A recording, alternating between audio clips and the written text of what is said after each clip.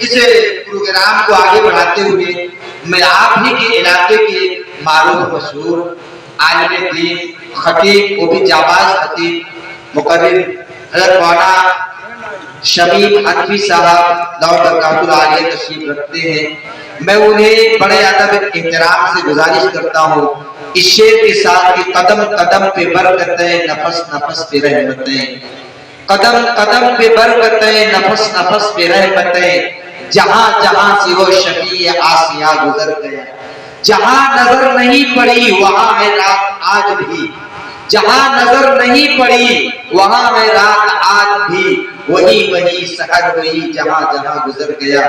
حضرت تشریف لائے اور اپنے مواعظ حسنہ سے مستفیض کریں۔ مائک والے بھائی مائک کو صحیح کر دیں۔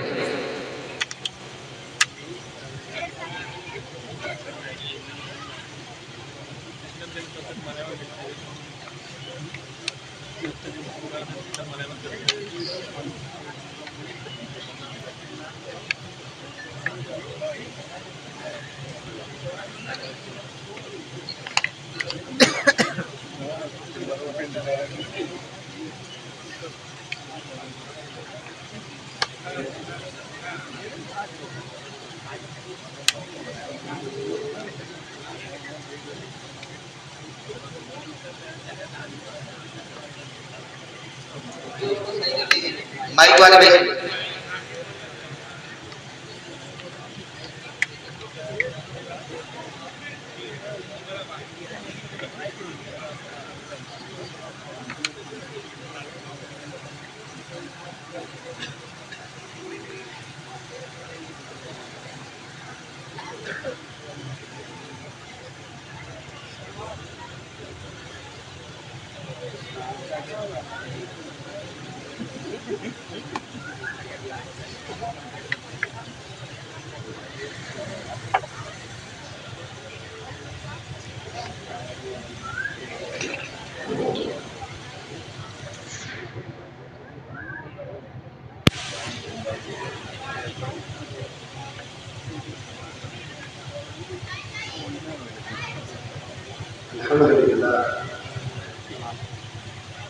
الحمد لله نحمده ونستعينه ونستغفره ونؤمن به ونتوكل عليه ونعوذ بالله من شرور انفسنا ومن سيئات اعمالنا من يهده الله فلا مضل له ومن يضلل فلا هادي له ونشهد ان لا اله الا الله وحده لا شريك له لا شريك له ولا مثيل له ولا مشين له ولا معين له ولا مسند له ولا مثال له ونشهد ان سيدنا وسندنا وحبيبنا واسوتنا وقدوتنا وقرة عيوننا محمدا صلوات الله وسلامه عليه اما بعد أعوذ بالله من الشيطان الرجيم بسم الله الرحمن الرحيم وما أرسلناك إلا رحمة للعالمين وقال الله تبارك وتعالى في مقام آخر لقد كان لكم في رسول الله أسوة حسنة وعن علي رضي الله تعالى عنه قال لي رسول الله صلى الله عليه وسلم إذا تقاطع إليك رجلان فلا تقبل الأول حتى تسمع كلام الآخر سوف تدري كيف تقضي قال علي فما زلت قاضيا من بعد أو كما قال رسول الله صلى الله عليه وسلم.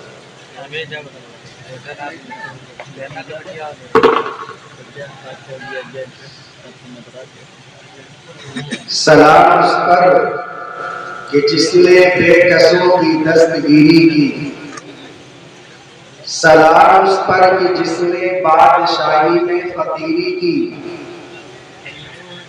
سلام اس پر کہ اسرار محبت جس نے سمجھائے، سلام اس پر کہ جس نے زخم کھا کر پھول برسائے، سلام اس پر کہ جس نے خون کے پیاسوں کو قبائیں دی، سلام اس پر کہ جس نے گالیاں سن کر دعائیں دی،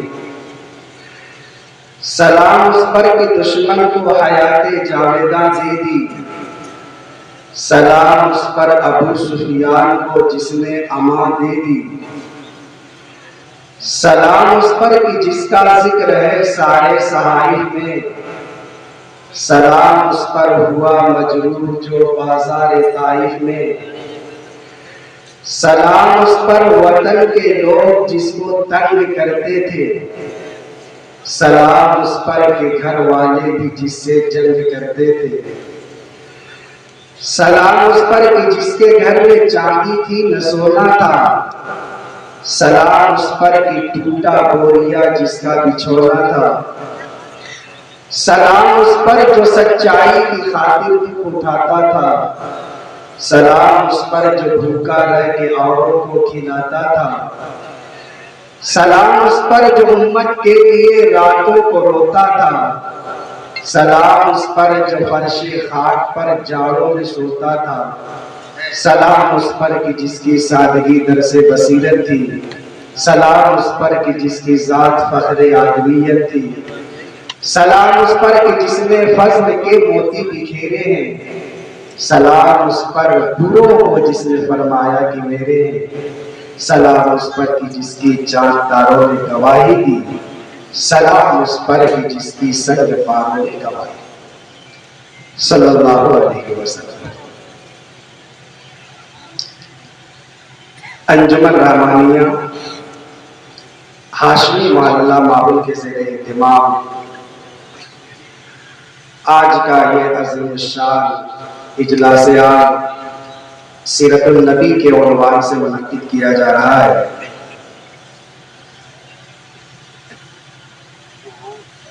دعا فرمائے کہ اللہ تعالی ہماری اس حاضری کو قبول فرمائے اور سیرت رسول کے آئینے میں ہمارے معاشرے کی اصلاح فرمائے۔ سیرت رسول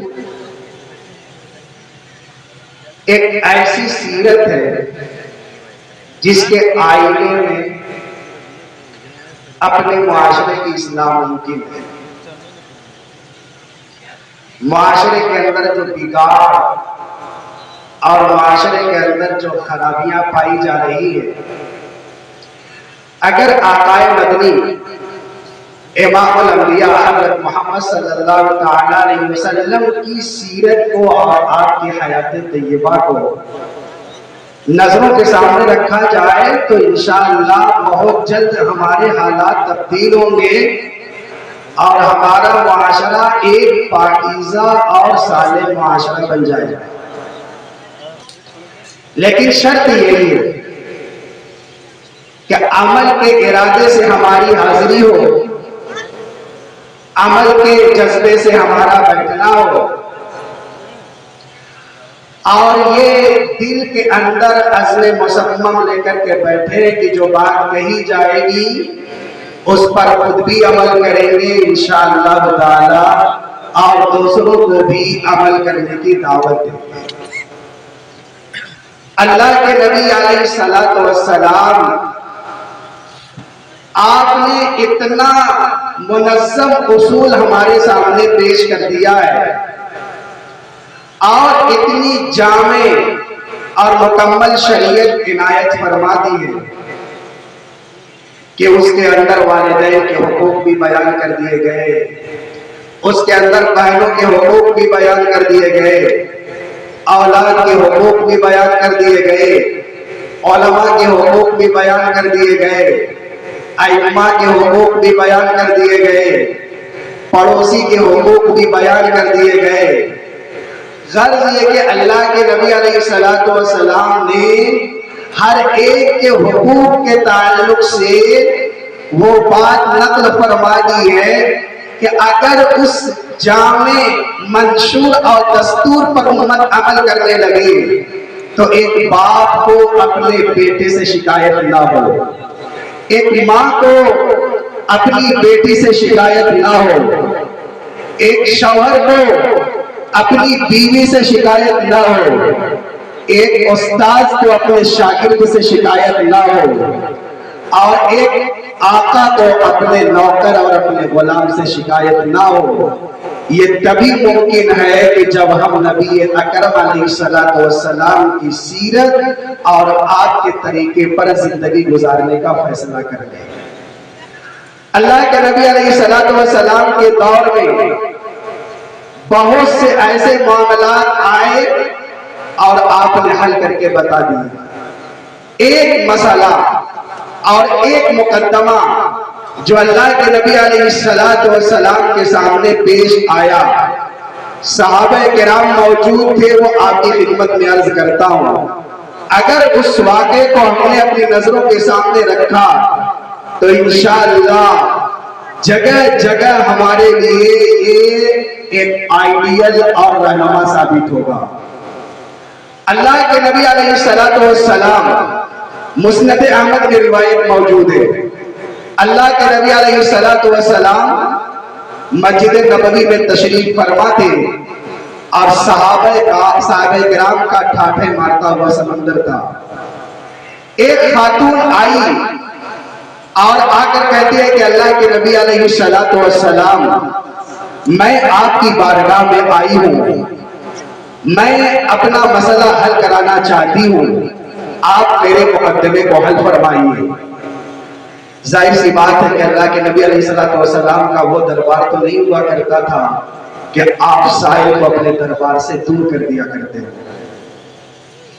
نبی علیہ السلام نے اس خاتون کو قریب بلایا اور بلانے کے بعد کہا تمہاری شکایت کیا ہے؟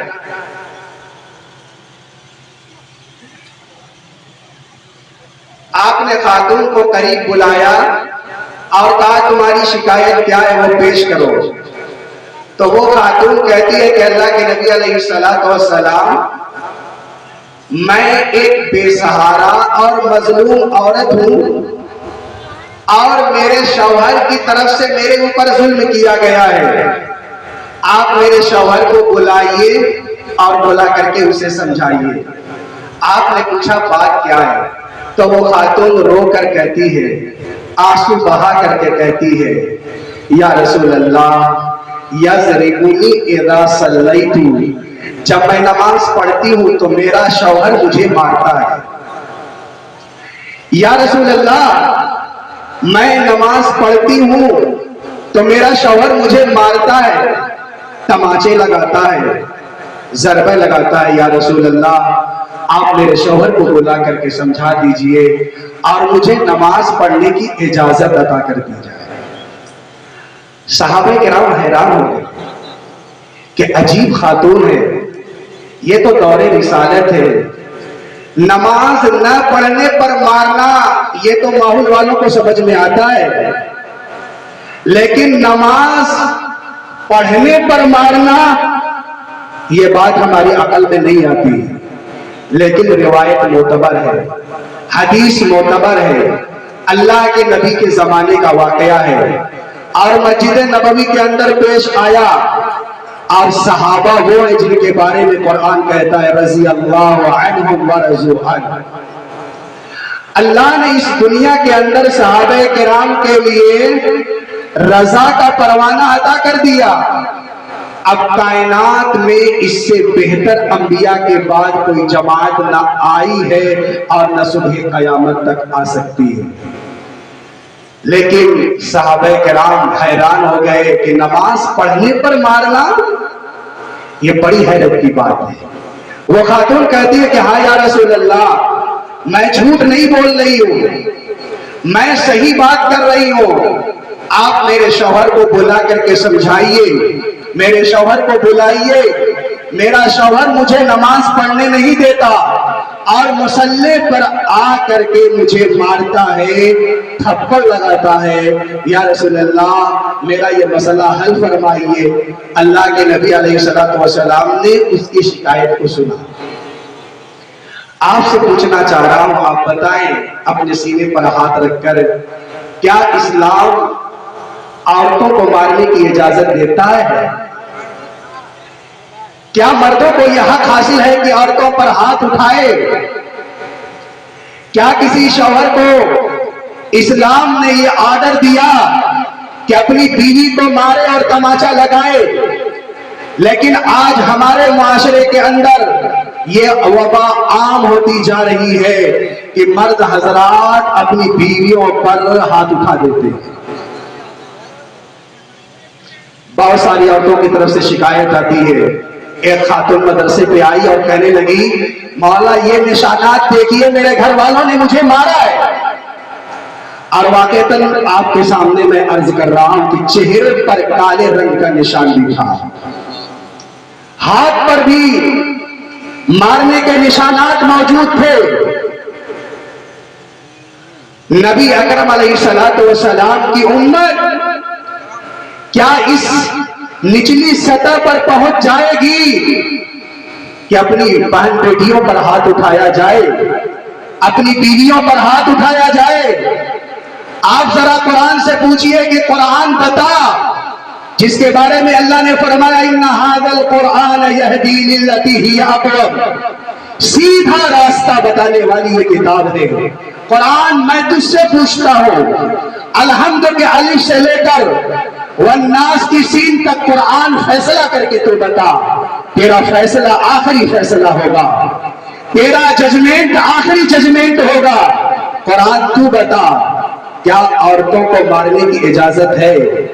آپ پڑھیے، پہلے پارے سے شروع ہو جائیے، دوسرے پارے میں جائیں، تیسرے پارے میں جائیں، آپ چلے جائیں، پورا قرآن دیکھتے ہیں تو ایک موقع ایسا ملتا ہے جہاں بیوی کو بدرجہ مجبوری مارنے کی اجازت ہے۔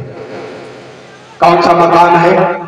قرآن کہتا ہے واللاتی تخافون نشوزہن فعظوہن۔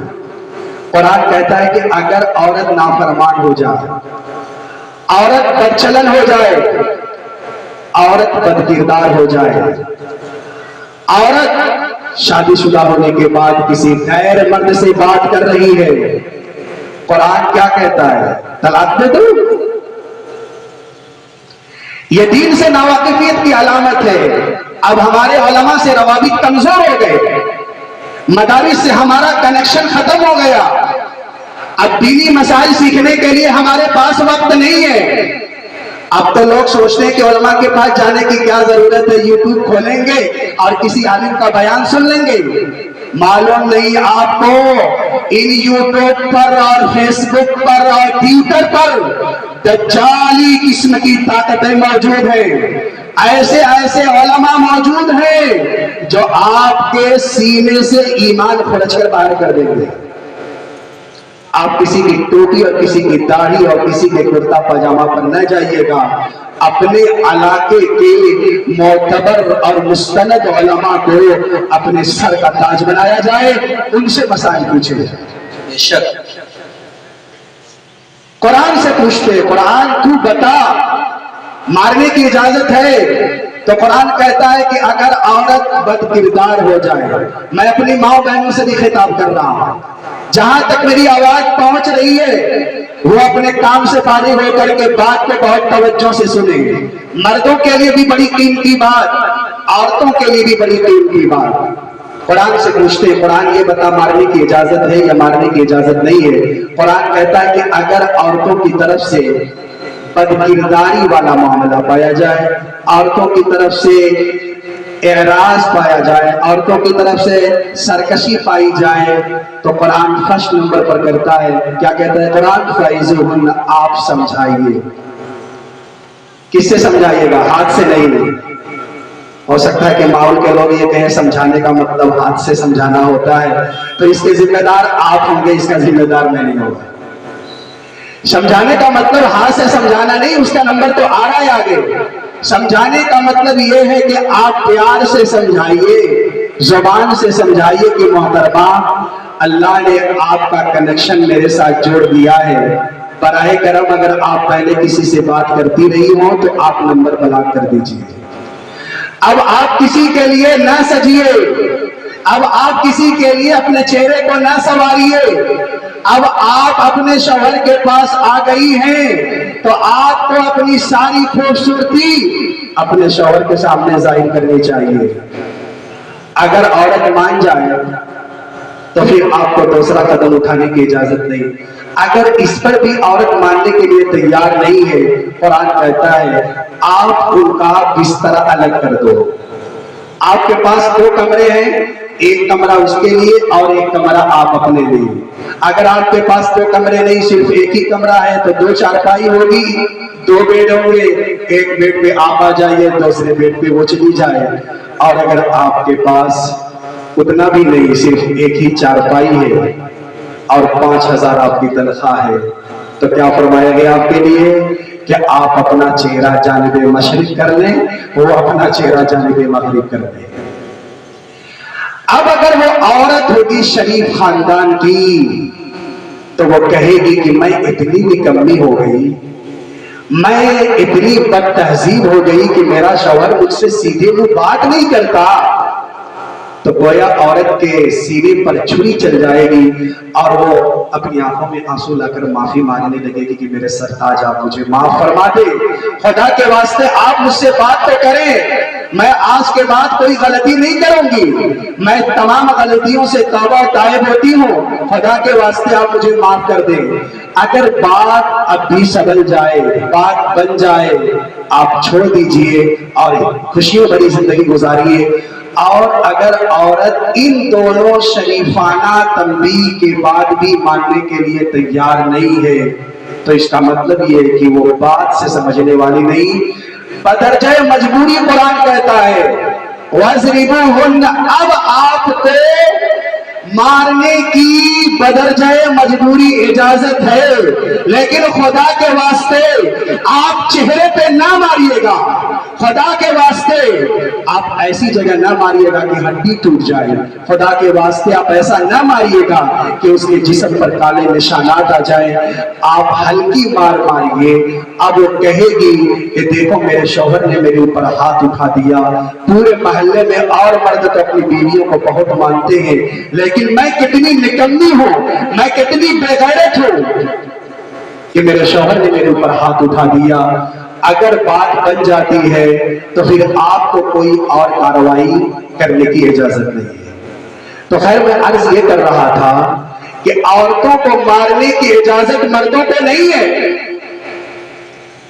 اللہ کے نبی علیہ السلام کے زمانے میں عورتیں بہادر ہو گئی تھی، شیر ہو گئی تھی. حضرت عمر آئے کہنے لگے یا رسول اللہ، عورتوں نے تو بہادری کا مظاہرہ کرنا شروع کر دیا ہے، عورتیں بات نہیں مانتی ہے، تو اللہ کے نبی علیہ السلام نے مارنے کی اجازت دی.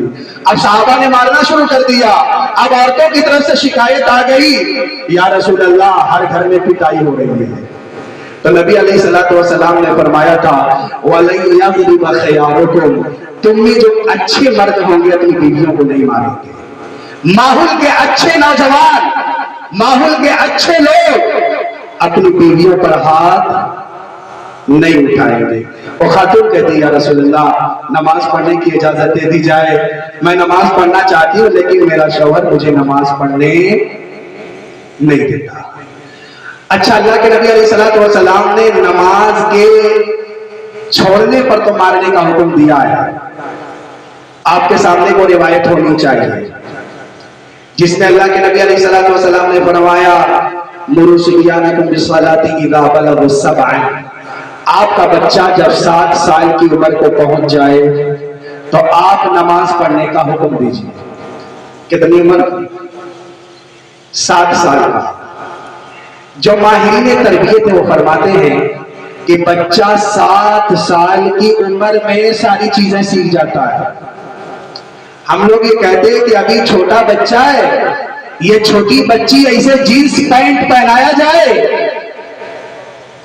جب بڑی ہو جائے گی تو وہی مانگے گی. آپ روک نہیں سکتے. جب تربیت کا دور ہوتا ہے تو آپ نے پینٹ شرٹ پہنا دیا، جب تربیت کا وقت ہوتا ہے تو آپ نے دوپٹہ اسے نہیں دیا، جب تربیت کا وقت ہوتا ہے تو آپ نے اس کی آنکھوں میں ایمانی حیا نہیں ڈالی، آپ نے عائشہ کا کردار نہیں بتایا، آپ نے حضرت فاطمہ کی زندگی اس کی نظروں کے سامنے نہیں رکھا. وہ لڑکی بڑی ہو گئی ہے، سیانی ہو گئی ہے، اب اگر آپ دوپٹہ دیں گے تو دوپٹہ چولہے میں ڈال دیں گے. تربیت کا وقت ہوتا ہے. 7 سال کی عمر میں آپ اپنے بچے کا ہاتھ پکڑے مسجد لے کر کے جائیں، اب وہ بار بار جو ہے آپ کو دیکھے گا کہ میرے باپ مسجد میں جا رہے ہیں، تو وہ لڑکا 10 سال کی عمر تک پکا نمازی بن جائے گا۔ آپ نے دیکھا ہوگا کہ جب پودا چھوٹا ہوتا ہے گھروں کے اندر لگایا جاتا ہے پودا، جب وہ چھوٹا ہوتا ہے تو کبھی کبھی کچھ پودے ٹیڑھے ہونا شروع ہو جاتے ہیں، یعنی اپنی پیدائش کے بعد سے پودے سیدھے نہیں اوپر کو نہیں آتے، وہ نیچے جانا شروع کر دیتے ہیں، تو گھر والے اینٹ کے ذریعے سے گھیر دیتے ہیں۔ ایک مقصد یہ بھی ہوتا ہے کہ بکریاں چر نہ سکے، دوسرا مقصد یہ ہوتا ہے کہ رسی کے ذریعے سے اسے سیدھا کیا جائے۔ کیوں؟ پودے کی تربیت کا وقت یہی ہے، درخت کو سیدھا کرنے کا وقت یہی ہے۔ اب وہ جو درخت چھوٹا ہے اگر وہ ٹیڑھا ہوگا، آپ رسی کے ذریعے سیدھا کریں گے تو سیدھا ہو جائے گا، لیکن اگر آپ نے پودے کو جبکہ وہ پودا چھوٹا ہے کوئی توجہ آپ نے نہیں کی، آپ نے پودے کا خیال نہیں کیا، بیٹا کہتا رہا ابا آپ اس کے لیے انتظام کریں، رسی کے ذریعے سیدھا کریں، بھائی کہتا رہا، چچا کہتے رہے، دادا کہتے رہے یہ پودا ٹیڑھا ہو رہا ہے، ابا کچھ تو خیال کریں، لیکن ابا کہنے لگے نہیں بیٹا جب بڑا ہو جائے گا تو ہم سیدھا کر دیں گے۔ اب وہ پودا بڑا ہو رہا ہے، ٹیڑھا ہو رہا ہے، اب وہ پودا جوانی کے عالم میں پہنچا اور بالکل ٹیڑھا ہو گیا، اب پورے محلے والے مل کر کے اس درخت کو سیدھا کرنا چاہیں تو خدا کی قسم سیدھا نہیں کر سکتے۔ یہی حال ہمارے نوجوانوں کا ہے، 7 سال کی عمر میں ان بچوں کی تربیت نہیں ہوتی، نماز کا حکم نہیں دیا جاتا، زکوٰۃ کے مسائل نہیں بتائے جاتے، علماء کی قدردانی نہیں سکھائی جاتی، ماں باپ کے پاؤں نہیں پکڑائے جاتے، والدین کے حقوق نہیں سکھائے جاتے، قرآن کے ادب نہیں بتائے جاتے، داڑھی کا شرعی مسئلہ نہیں بیان کیا جاتا، مساجد کے احترامات نہیں سکھائے جاتے۔ اب جب لڑکا 15 سال کا ہو گیا، اب یہ لڑکا 20 سال کا ہو گیا، اب باپ کہتا ہے کہ بیٹا 20 سال کی تیری عمر ہو گئی ہے اب مسجد میں جا، لیکن جب بیٹا نہیں جاتا باپ ہاتھ اٹھاتا ہے تو بچہ پلٹ کر کے اپنے باپ کا گٹا پکڑ لیتا ہے۔ کیوں؟ اب یہ تربیت کا وقت، اب تربیت کا وقت تو وہ تھا جو میرے آقا نے فرمایا تھا، باقاعدہ حدیث آئی مروا صبیانکم بالصلاۃ اذا بلغوا 7۔ باپ نماز نہیں پڑھتا اور بیٹے سے کہتا ہے کہ تم حافظ قرآن ہو نماز پڑھنے جاؤ، دادا چارپائی پہ سوئے ہوئے پوتے سے کہتے ہیں نماز پڑھنے جاؤ، ماں بیٹھ کر کے سیریل دیکھ رہی ہے اور اپنی بیٹی سے کہتی ہے وضو بنا۔ یاد رکھیں یہ آپ کی بھول ہے۔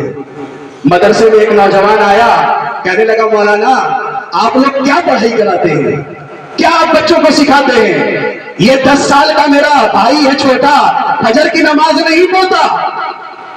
میں نے کہا الحمدللہ مدرسے میں جتنے بچے ہیں سب فجر کی نماز جماعت کے ساتھ ادا کرتے ہیں اور تلاوت بھی پابندی سے کرتے ہیں۔ آپ کا بچہ اگر مدرسے میں ہوتا ہماری ذمہ داری تھی ہم اس کی گوشمالی کرتے، ادب سکھاتے، اور ہم نے وہ کام کیا مدرسے کے بورڈنگ کے طلبہ کے ساتھ، لیکن وہ آپ کا بچہ گھر پہ رہتا ہے تو کچھ ذمہ داری آپ کی بنتی ہے۔ کہنے لگا نہیں یہ آپ لوگ تماشا کرتے۔ میں نے کہا یہ بتاؤ تم نے فجر کی نماز پڑھی ہے؟ تو پھر مجھ سے نگاہ نہیں ملایا، واپس چلا گیا۔ 30 سال کا نوجوان شکایت کرنے کے لیے مدرسے میں تو آ رہا ہے، پہلے فجر کی نماز تو پڑھ، پھر اس کے بعد اپنے چھوٹے بھائی سے کہے، ماں پہلے خود نماز پڑھے پھر اپنی بچی سے کہے، دادا پہلے نماز خود پڑھے پھر اس کے بعد اپنے پوتے سے کہے۔ خدا کی قسم اگر ماں باپ نے اپنی زندگی میں تبدیلی نہیں کی تو اولاد امام ابو حنیفہ کا کردار نہیں ادا کر سکتی۔ اگر ماں باپ غلط راستے پر ہوں گے تو اولاد امام شافعی جیسی خدمات نہیں ادا کر سکتی۔ اگر ماں باپ غلط راستے پر قائم رہے تو اولاد امام مالک رحمت اللہ علیہ کے نقش قدم پر نہیں چل سکتی۔ اگر والدین دنیا کے خرافات میں پڑے رہے تو اولاد امام احمد ابن حنبل جیسی استقامت والی زندگی نہیں گزار سکتی۔ ضرورت اس بات کی ہے کہ ہم میں سے جو بڑے حضرات ہیں وہ پہلے مسجدوں کو آباد کریں۔ اگر آپ کی مسجدیں خالی ہیں تو اس کے ذمہ دار وہ 7 سال کے بچے نہیں ہیں، اس کے ذمہ دار وہ 10 سال کے بچے نہیں ہیں، اس کے ذمہ دار وہ 15 سال کا ینگ لڑکا نہیں ہے، اس کے ذمہ دار 40 سال کے یہ ادھے لوگ ہیں، اس کے ذمہ دار 50 سال کے سفید داڑھی والے بزرگ حضرات ہیں۔ اب تو بڑے حضرات بھی موبائل ہے کر کے پڑے رہتے ہیں۔ اب دیکھیے ہوٹل آباد ہوتے جا رہے ہیں، آپ دیکھیں جگہوں پر بیٹھ کر کے تماشا ہو رہا ہے۔ یاد رکھا جائے اولاد کی اگر صحیح تربیت کرنی ہے، بچوں کو اسلامی ماحول میں ڈھالنا ہے تو سب سے پہلے ہم میں جو بڑے ہیں ان کو بڑوں جیسا کردار ادا کرنا ہوگا۔ اگر امام ابو حنیفہ کا کردار بڑوں نے ادا کیا تو انشاءاللہ ان کے آنے والی نسل یہ بھی انہی کے نقش قدم پر چلے گی اور ماحول سازگار ہوگا۔ اب ایک بات اور آپ کی خدمت میں عرض کر رہا ہوں کہ میرے آقا نے فرمایا تھا کہ جو آدمی پابندی کے ساتھ جماعت کی نماز نہیں پڑھتے، ایسا بھی ہوتا ہے ہمارے معاشرے کے اندر، کرکٹ کا میچ آتا ہے تو نماز کا اہتمام ختم ہو جاتا ہے۔ ایک کرکٹ میچ کی اہمیت نماز سے زیادہ ہو گئی۔ کبھی ناچ گانے کی محفلیں ہوتی ہیں تو ہمارے نوجوان وہاں پر بھی پہنچ جاتے ہیں نمازوں کو چھوڑ کر کے۔ کتنے نوجوان ایسے ہیں جو فلم میں مست ہو جاتے ہیں۔ آپ بتائیے اتنی عظیم الشان یہ نماز ہے، اتنی عظیم الشان یہ نماز ہے کہ اللہ نے اپنے محبوب کو یہ تمغہ عطا کرنے کے لیے عرش پہ بلایا تھا۔ کہا میرے محبوب دھرتی پہ نہیں ادا کروں گا اسے، آپ عرش پہ آ جائیں۔ چنانچہ میرے آقا پہلے آسمان پہ گئے، حضرت آدم سے ملاقات ہوئی، دوسرے آسمان پہ گئے حضرت عیسیٰ اور حضرت یحییٰ سے ملاقات ہوئی، تیسرے آسمان پہ گئے حضرت یوسف سے، چوتھے آسمان پہ گئے حضرت ادریس سے، پانچویں آسمان پر گئے حضرت ہارون، چھٹے آسمان پہ حضرت موسیٰ، ساتویں آسمان پر حضرت ابراہیم علیہ السلام، اور پھر اس کے اوپر سدرۃ المنتہا وہ بیری کا درخت ہے، وہاں پہنچ کر جبریل امین نے اپنا ہاتھ جوڑ دیا، یا رسول اللہ اگر یکسر موئے پر تر پرم فروغ تجلی بسوزت پرم، یا رسول اللہ یہ میرا بارڈر ہے، یہ میرے لیے حد بندی ہے، میں اس سے آگے نہیں جا سکتا، آپ چاہے آج سے پہلے کوئی نہیں گیا، کوئی پہلے آسمان پہ رکا ہوا ہے، کسی کو دوسرے آسمان پہ روک لیا گیا ہے، کوئی تیسرے آسمان پہ جا کر کے کھڑا ہے، کوئی بیت معمور کا ٹیک لگائے ہے، یا رسول اللہ میں فرشتوں کا سردار، میرا بارڈر یہ سدرۃ المنتہا ہے، اس سے آگے جانے کی مجھے اجازت نہیں، یا رسول اللہ اب آپ جائیں۔ کون گئے؟ حضرت موسیٰ نہیں گئے، حضرت ابراہیم نہیں گئے، حضرت داؤد نہیں گئے، حضرت سلیمان نہیں گئے، حضرت زکریا نہیں گئے، گئے تو کون گئے؟ ہم سب کے آقا و مولا حضرت محمد صلی اللہ علیہ وسلم عرش پہ گئے، عرش پہ، توجہ سے سنیے گا، عرش پہ گئے۔ جب بھی کوئی مہمان کسی کے یہاں جاتا ہے تو کوئی تحفہ لے کر کے جاتا ہے، اچھا مہمان تو وہی مانا جاتا ہے، بچے بھی کہتے ہیں وہ مہمان اچھے تھے جو 1 کلو سیب لے کر کے آئے تھے، اور وہ مہمان اچھے تھے جنہوں نے 100 روپیہ ہماری پاکٹ میں رکھ دیا۔ یہ ایک سچائی ہے، بڑے لوگوں کو خیال بھی کرنا چاہیے، چھوٹے بچوں کی جیب میں ضرور پیسے رکھیں، اگر عزت کرانی ہے تو خرچ کرنا پڑے گا۔ بہرحال اللہ کے نبی علیہ السلام عرش پہ گئے، عرش پہ گئے تو اللہ کے نبی علیہ السلام نے بھی کچھ تحفہ دیا ہوگا اللہ کو۔ اللہ کو تحفوں کی ضرورت نہیں ہے، لیکن ایک نظام ہے۔ اللہ کے نبی علیہ السلام تحفہ لے کر کے گئے، کیا تحفہ؟ آپ التحیات پڑھتے ہیں، التحیات للہ والصلوات والطیبات، التحیات کا تحفہ، الصلوات کا تحفہ اور الطیبات، یہ 3 تحفے۔ التحیات کے معنی آتے ہیں زبان سے ادا کی جانے والی عبادت. یہ سمجھ لیجیے مائک کے ذریعے جو انجام دی جا رہی ہے یہ بھی زبانی عبادت ہے. آپ جمعہ کے دن عصر کے بعد اپنی جگہ بیٹھے رہتے ہیں اور وہیں بیٹھے بیٹھے 80 مرتبہ درود پڑھتے آقا مدنی حضرت محمد صلی اللہ علیہ وسلم پر. اللہم صلی علی محمد النبی الامی وعلی آلہ وسلم تسلیما. اگر آپ 80 مرتبہ پڑھیں گے حدیث پاک کے اندر آیا 80 سال کے آپ کے گناہ معاف کر دیے جائیں گے. یہ قولی عبادت ہے. آپ ذکر کرتے ہیں لا الہ الا اللہ محمد رسول اللہ، یہ قولی عبادت ہے. میرے آقا فرماتے ہیں قولی عبادت اللہ آپ کے لیے، والصلوات بدنی عبادت. آپ نماز پڑھتے ہیں ایکسرسائز ہوتی ہے کہ نہیں ہوتی ہے؟ آپ کو رکوع کرنا پڑتا ہے، آپ کو رکوع کرنا پڑتا ہے، آپ کو سجدہ کرنا پڑتا ہے، آپ کو اٹھنا پڑتا ہے، آپ کو کھڑا ہونا پڑتا ہے، آپ کو بیٹھنا پڑتا ہے. یہ بدن کی ایکسرسائز ہو رہی ہے اور بڑے فوائد ہیں. موقع نہیں ہے ورنہ میں بیان کرتا نماز کے کتنے فوائد ہیں، وضو کے کتنے فوائد ہیں، مسواک کے کتنے فضائل ہیں. ان سب چیزوں پر امت کو دھیان دینا چاہیے. انشاءاللہ بے شمار بیماریوں کا یوں ہی ازالہ ہو جائے گا. سنت کے راستے پہ آئیں، برش چھوڑ دیں. کیا مسواک کا مقابلہ یہ برش کر سکتا ہے؟ اور اللہ جانے کس چیز سے بنا ہوا. آپ مسواک استعمال کریں. میرے آقا حضرت محمد صلی اللہ علیہ وسلم جب رات بستر پہ جاتے تھے تو سونے سے پہلے بھی مسواک کیا کرتے تھے. اب تو لوگ اٹھنے کے بعد مسواک بڑی پابندی سے کرتے ہیں، اچھی بات ہے، لیکن سوتے وقت اگر آپ مسواک کریں گے کیا فائدہ ہوگا؟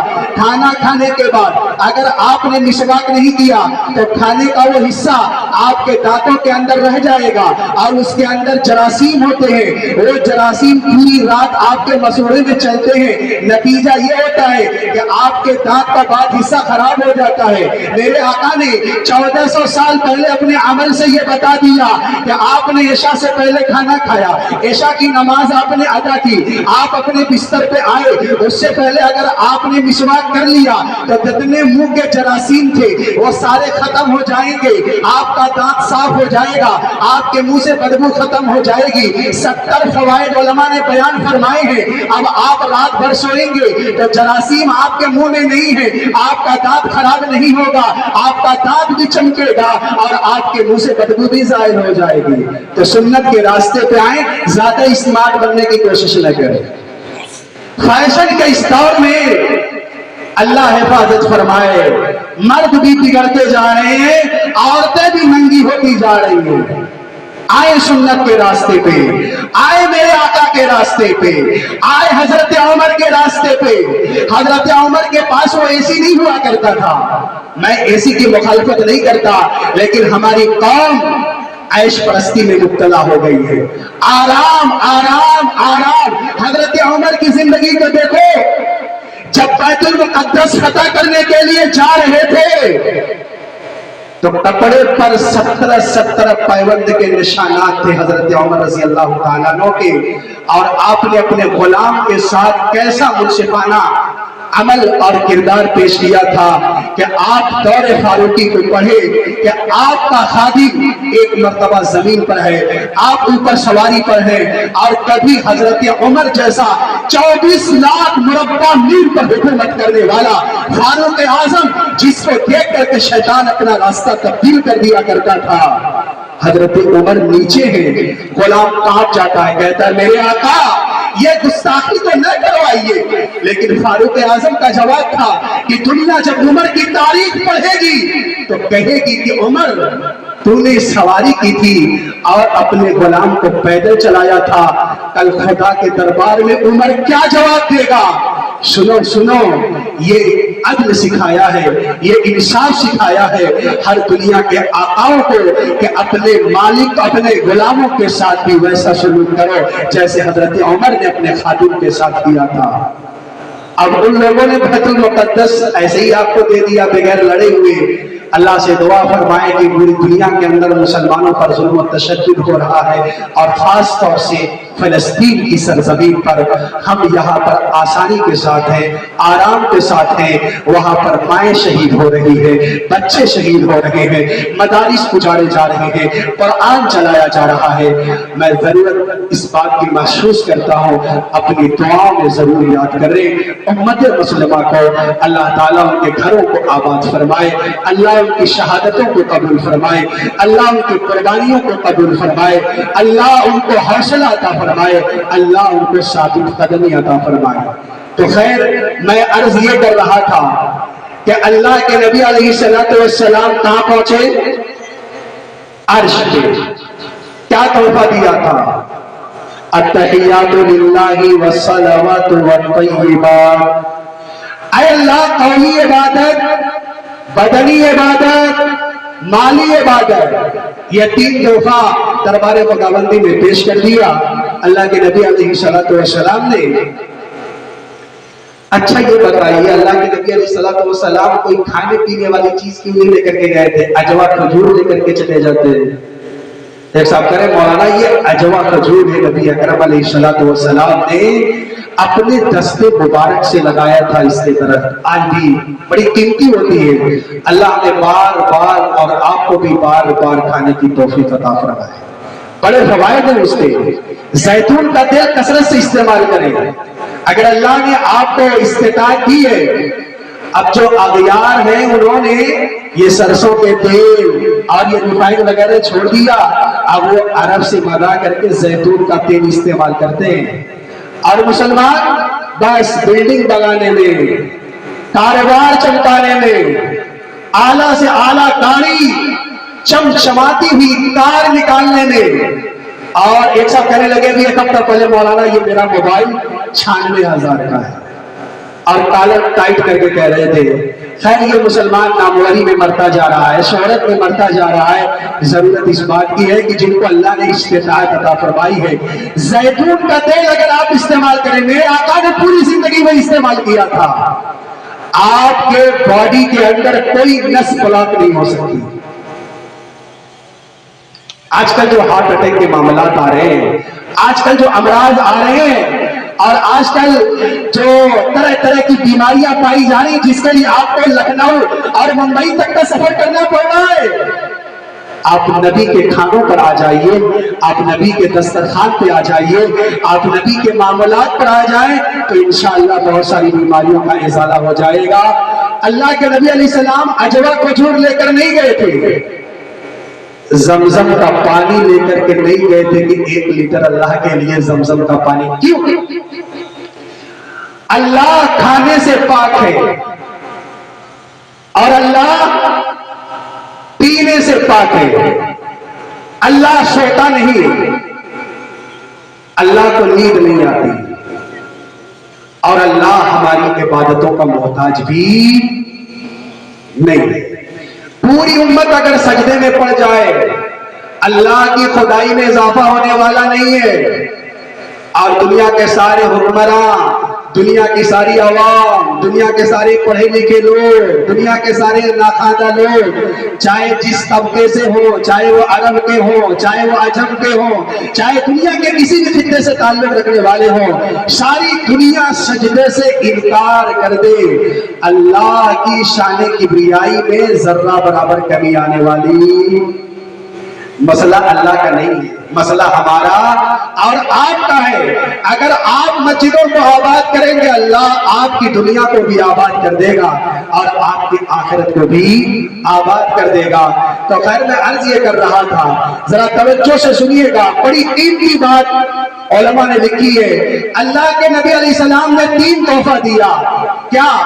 پہلے تحفہ دیا قولی عبادت کا، پھر تحفہ دیا بدنی عبادت کا، پھر تحفہ دیا مالی عبادت کا۔ ان 3 باتوں کے جواب میں اللہ کیا کہتا ہے؟ السلام علیک ایھا النبی ورحمۃ اللہ وبرکاتہ۔ 3 تحفہ اللہ نے بھی دیا کہ اے محمد آپ پر سلامتی ہو، اے محمد اللہ کی آپ پر رحمت ہو، اور تیسرے نمبر پر فرمایا اللہ کی آپ پر برکت بھی ہو۔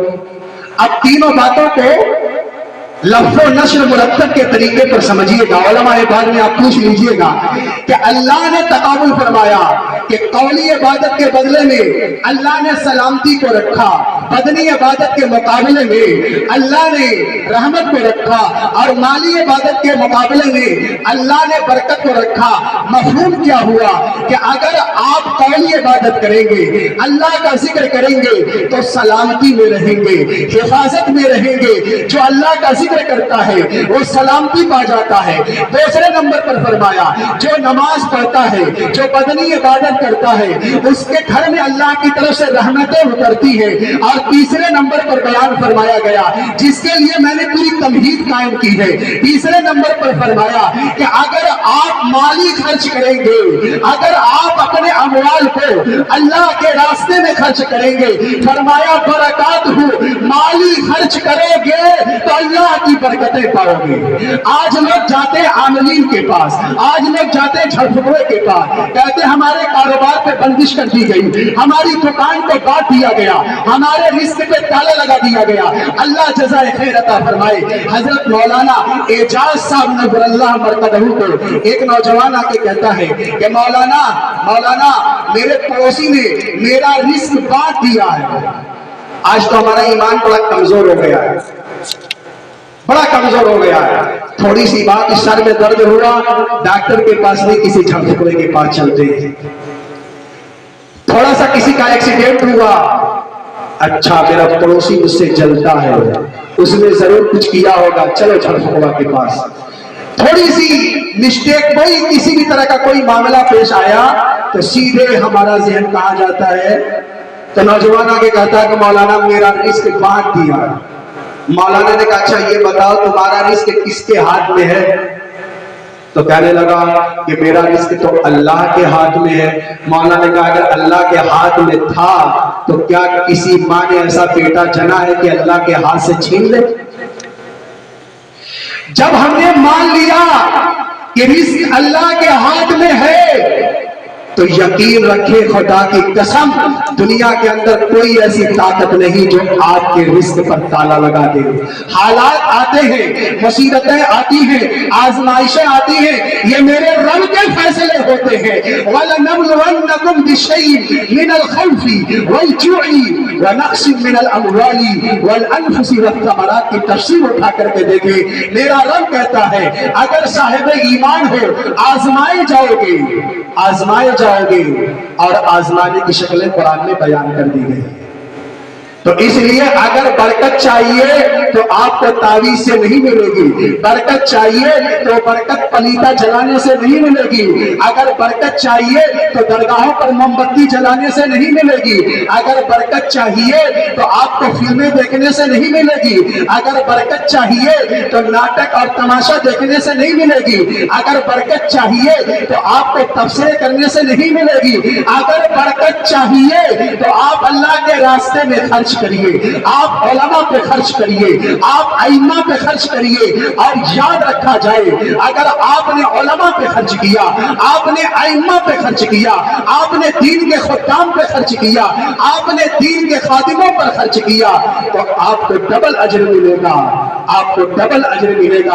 आप तफसीलात पूछिएगा उलमाए किराम से।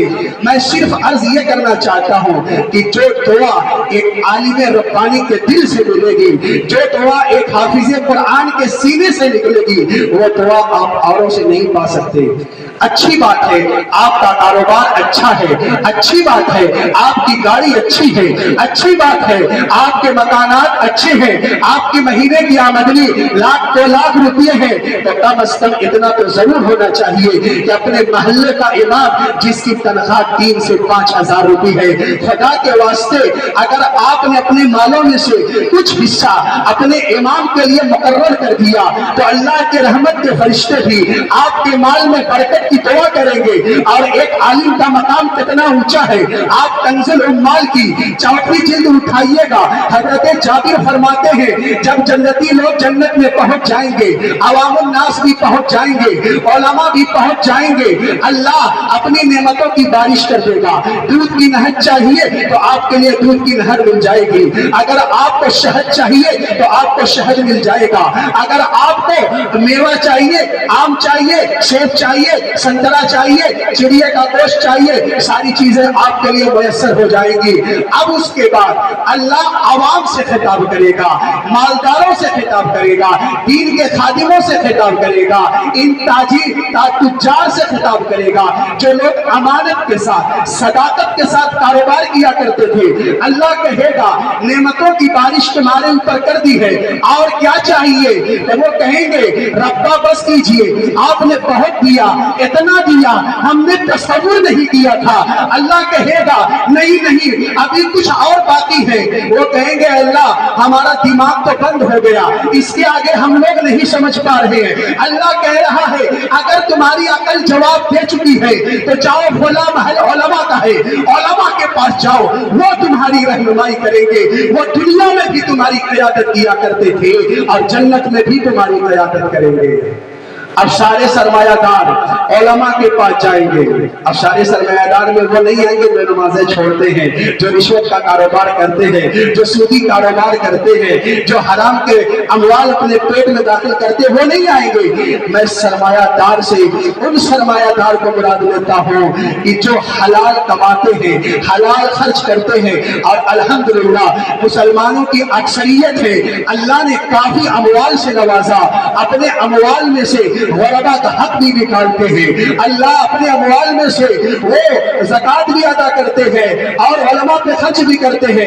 ان کی آمدنی کا ذریعہ صاف ہے, ستھرا ہے, وہ حلال مال کھاتے ہیں اور تجارت کرتے ہیں تو جھوٹ نہیں بولتے, امانت کے ساتھ تجارت کرتے ہیں. اللہ کہتا ہے, اللہ کے نبی فرماتے ہیں التاجر الصدوق الامین مع النبیین والصدیقین والشہداء والصالحین. جو لوگ تجارت کرتے ہو امانت داری کے ساتھ اور صداقت کے ساتھ, کل قیامت کے دن ایسے تاجروں کو انبیاء کے ساتھ کھڑا کیا جائے گا, صدیقین کے ساتھ کھڑا کیا جائے گا, شہداء کے ساتھ کھڑا کیا جائے گا اور صالحین کے ساتھ کھڑا کیا جائے گا. اب یہ نیک حضرات جب علماء کے پاس پہنچیں گے, ہاتھ جوڑ کر کہیں گے ہمارے رہنما آپ تھے, ہمارے آئیڈیل آپ تھے, بتائیے. اب علماء کہیں گے لَهُمْ فِيهَا مَا يَشَاءُونَ وَلَدَيْنَا مَزِيدٌ. اے اللہ مزید باقی ہے, مزید. وہ جو حلوے کی شکل میں ہوتا ہے, بعض جگہ حلوہ کہتے ہیں اسے, وہ منافع والا, وہ تو باقی ہے. اوپر سے اللہ کہے گا ہاں تمہاری عقلوں میں وہ بات نہیں آئی تھی لیکن علماء نے بتا دیا ہے, ہاں ایک چیز باقی ہے. اللہ کہے گا اب میں اپنا دیدار کراتا ہوں. تو کل قیامت کے دن جو ایماندار سرمایہ دار ہیں ان کو جنت میں اللہ کا دیدار ملے گا تو علماء کی رہنمائی سے ملے گا. یہ ہے ایک عالم کا مقام, یہ ہے ایک عالم کا مرتبہ. علماء اگر سو جائیں تو ان کا سونا بھی عبادت ہے. ہو سکتا ہے کہ ماحول میں کوئی بندہ اعتراض کر دے کہ مولانا سونے کو عبادت کا درجہ کب دیا گیا؟ تو میرا جواب یہ ہوگا, آپ بتائیے, آپ نے عالیشان محل تعمیر کیا ہے اپنے گھر کا, آپ بتائیے, آپ پڑھائی کو بلاتے ہیں کہ ہماری یہ لکڑی اس کا دروازہ بنانا ہے. اب وہ اپنے آلے کو اپنے اوزار سے بناتا ہے, لیکن جب اوزار کند ہو جاتا ہے تو تھوڑی دیر کے لیے کیا کرتا ہے, تھوڑی دیر کے لیے اپنے اوزار کو ٹھیک کرتا ہے, اس کی دھار کو تیز کرتا ہے, تھوڑی دیر سستاتا ہے. آپ بتائیے کیا اتنی دیر کی آپ مزدوری کاٹتے ہیں؟ کہ میں نے آپ کو بلایا تھا کہ دروازہ بنانا ہے, ہتھیار تیز کرنے کے لیے تو میں نے آپ کو نہیں بلایا تھا, اوزار کی دھار تیز کرنے کے لیے تو نہیں بلایا تھا. آپ کی مزدوری نہیں ملے گی. لیکن نہیں, ہر آدمی یہی کہے گا, کیا मजदूरी आपको दी जाएगी, इसलिए कि आपकी धार तेज करना काम में शुमार होता है। ये उलमा जिन्होंने सुबह फजर बाद से लेकर के मगरिब तक दर्स दिया, मगरिब बाद भी कुरान की तिलावत करते रहे, ऐशा बाद भी कुरान की तिलावत करते रहे। अब 10 और 11 बजे जब आराम करते हैं तो ये सो करके अपने धार दिमाग की तेज करते हैं। मेरा रब कहता है ये सोना भी इबादत में शुमार होगा, मैं आपका हिस्सा नहीं काटूंगा। इसीलिए हदीस पाक के अंदर फरमाया गया कि उलमा के कलम की स्याही, उलमा के कलम की स्याही शहीदों के खून से बड़ा दर्जा रखती है। और इसकी 5 वजूहात है, लेकिन इस मुख्तसर नशिस्त में मैं आपके सामने नहीं बता सकता। उलमा के कलम की स्याही शहीदों के खून से ज्यादा दर्जा रखती है। कल कयामत के दिन शहीद का खून रखा जाएगा। वो शहीद जिसने अपने सर पे कफन बांध कर मैदान जंग में आया, अपने बच्चों को यतीम कराया, अपनी बीवी को बेवा कराया, अपने वतन अजीज को छोड़ा, एक दीन की सरबलंदी के लिए अपना सर अपने हाथ पर रख करके आता है, इस्लाम की सरबलंदी के लिए, अल्लाह के कलमे को बुलंद करने के लिए, लेकिन जामे शहादत को नोश कर देता है, उसके बदन के चीथड़े हो जाते हैं। और दूसरी तरफ एक आलिम रब्बानी अपने मसनदे दर्स पर बैठ करके एक तलबा को कुरान की आयतें लिखना सिखाता है, कुरान पढ़ना सिखाता है, सूरह फातिहा सिखाता है, सूरह इखलास सिखाता है। अल्लाह के नबी अलैहिस्सलातु वस्सलाम फरमाते हैं कल मीज़ान अमल के अंदर एक तरफ शहीद का खून रखा जाएगा और दूसरी तरफ उलमा के कलम की स्याही रखी जाएगी। उलमा के कलम की स्याही का दर्जा बढ़ जाएगा शहीद के खून से। आप बताएं कितना ऊंचा मकाम है एक आलिम रब्बानी का। इसलिए जहां अल्लाह के दीन पर खर्च करना है वहां जरूरत इस बात की है खुदा के वास्ते इन आइम्मे मसाजिद का जरूर ख्याल किया जाए, आइम्मे मसाजिद का जरूर ख्याल किया जाए। अल्लाह ताला तमाम लोगों को हिदायत अता फरमाए। अल्लाह ने अमवाल में बरकत तभी रखी है जब उसमें से खर्च होगा। मिसाल अर्ज करो, अगर आप बाल नहीं कटाएंगे तो एक सतह पर जाकर रुक जाएंगे। अगर आपको बाल बड़े करने हैं तो आपको थोड़ा थोड़ा काटना होगा। बाल कटते हैं तो बढ़ते हैं, हाथों में नाखून होते हैं। अगर आप नहीं काटेंगे तो एक लेवल पर जाकर रुक जाएंगे। अगर नाखून बढ़ाना है तो बार बार काटना पड़ेगा। घास को आप छोड़ दीजिए, घास नहीं बढ़ेगी, आप काटेंगे तो घास बढ़ेगी। तो अगर घास को बढ़ाना है बार बार आप उसे काटिए। अगर आपको सर के बाल बढ़ाने हैं तो बार बार आप उसे काटिएगा। आप नाखून को देखिए, कटता है तो बढ़ता है। अगर बाल बढ़ाना है तो इन आइम्मे मसाजिद का आप ख्याल करेंगे, रब्बे काबा की कसम आपके माल के अंदर कमी नहीं हो सकती। आप अपनी जेब पे नजर न रखें, आप मालिकुल अर्श के खजाने पर नजर रखें, उलमा की ताज़ीम करें। एक मिसाल और अर्ज करता हूं। एक मर्तबा मेवाड़ से हम लोग दिल्ली आ रहे थे तो रास्ते में एक साहब कहने लगे, मौलाना आजकल के जो उलमा हैं और बड़े दीनदार नहीं है। मैंने कहा माशाअल्लाह आप तो तहज्जुद के पाबंद होंगे, आप तो बड़े दीनदार होंगे ना। आपने उंगली उठाई है उलमा पर। आलिम चाहे जैसा, वारिसे अंबिया उलमा ही। एक बाप है, अगर उसकी औलाद चाहे जितनी नाकारा हो फिर भी कहता है कि मेरी औलाद है, उसका ख्याल करता है। ये कैसे नामुमकिन है कि अल्लाह अपने नबी के जानशीन को रायगा कर दे। हजरत इमाम मालिक, हजरत इमाम मोहम्मद रहमतुल्लाह अलैह का इंतकाल हुआ, किसी ने ख्वाब में देखा। इमाम मोहम्मद आप इरशाद फरमाए कि अल्लाह ताला ने आपके साथ क्या किया। कुछ ख्वाब अज कबीले मुबश्शिरात हुआ करते। नबूवत का दरवाजा तो बंद हो गया, लेकिन मुबश्शिरात अच्छे ख्वाब का सिलसिला मौलाना नसीम साहब है, आप बाद में पूछिएगा। कुछ ख्वाब अज कबीले मुबश्शिरात होते हैं, ये उसी कबील से है। हजरत इमाम मोहम्मद रहमतुल्लाह अलैह को ख्वाब में किसी ने देखा कि हजरत अल्लाह ने आपके साथ क्या फरमाया, तो इमाम मोहम्मद ने जवाब दिया था, अल्लाह ने मुझे अपनी बारगाह में खड़ा किया और कहा اے امام محمد میں نے تجھے علم اس لیے نہیں دیا تھا کہ جہنم کی آگ میں داخل کروں گا، میں نے تجھے علم نہیں دیا تھا، میں نے تجھے نبی کا وارث اس لیے نہیں بنایا تھا کہ تیرے محبوب کو تکلیف پہنچاؤ، میں نے علم اسی لیے دیا تھا تاکہ جنت میں تیرا اونچا مقام ہو۔ یہ کہہ کر کے امام محمد رحمت اللہ علیہ خواب میں مسکراتے رہے اور سامنے والے کی نیند ٹوٹ گئی، اور پھر اس کے بعد لوگوں کو بتایا گیا کہ آپ بالکل درست ہے، اللہ تعالیٰ نے حضرت امام محمد رحمت اللہ علیہ کی مغفرت کا اعلان کر دیا ہے۔ تو یہ علماء ہر دور کے اندر قائدانہ کردار ادا کرتے ہیں، پانچ انگلی برابر نہیں ہوتی۔ تو خیر انہوں نے کہا کہ آج کل کے علماء ان کی دعاؤں میں تاثیر نہیں ہے۔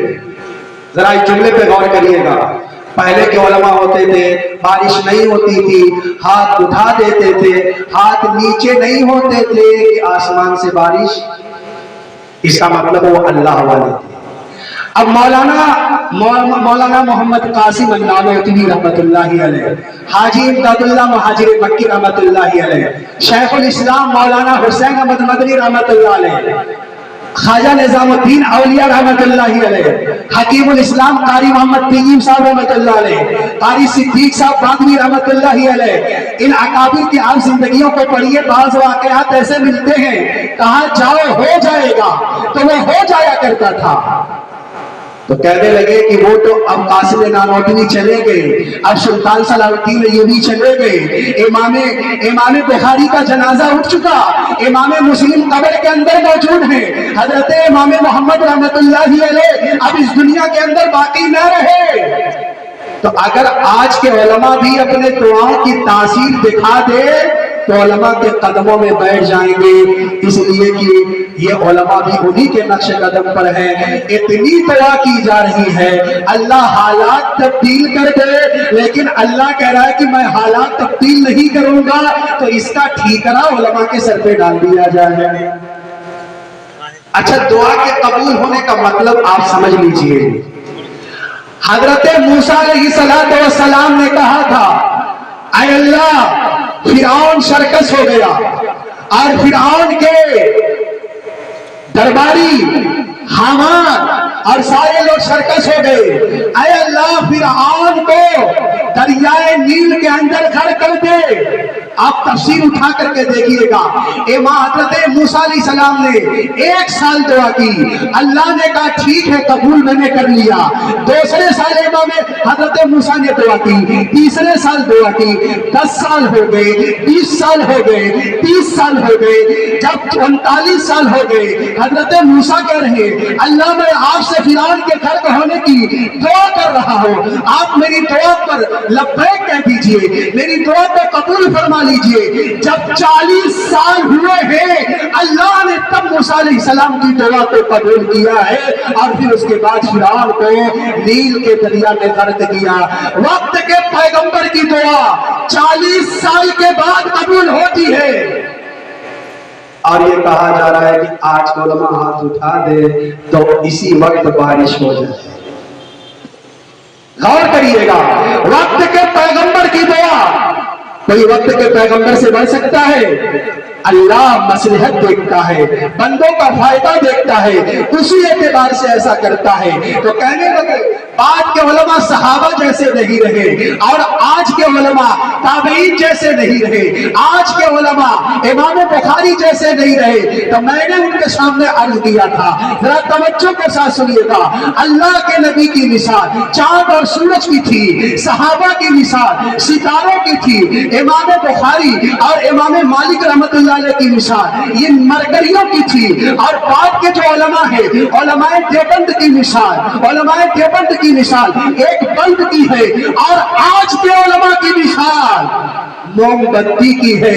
اگر آپ کو اجالا چاہیے، رات کی تاریکی ہو، رات کی تاریکی ہو، گھٹا ٹوپ اندھیرا ہو. نبی کا دور تھا سورج اجالا کر دیا کرتا تھا، صحابہ کا دور تھا تاروں سے روشنی مل جایا کرتی تھی. امام ابو حنیفہ کا دور آیا، وہ مرکری کی شکل میں تھے، راستہ واضح ہو جایا کرتا تھا. علماء دیوبند کی مثال آئی ہے، انہوں نے بلب کا کردار ادا کیا ہے. اور یاد رکھیے گا آج کے علماء یہ موم بتی کی شکل میں ہے.